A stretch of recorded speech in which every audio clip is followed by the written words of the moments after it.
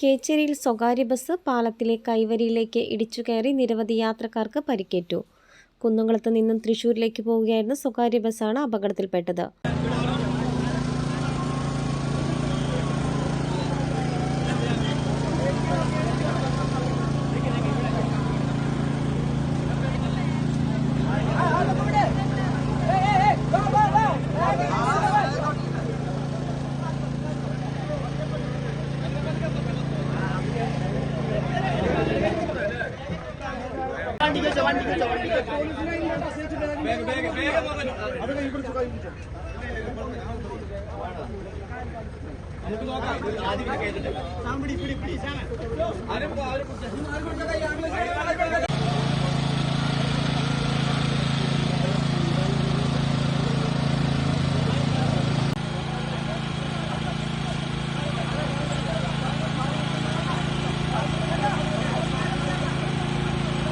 നിയന്ത്രണം വിട്ട ബസ് ചൂണ്ടൽ പാലത്തിന്റെ കൈവരിയിലേക്ക് ഇടിച്ചു കയറി നിൽക്കുകയായിരുന്നു.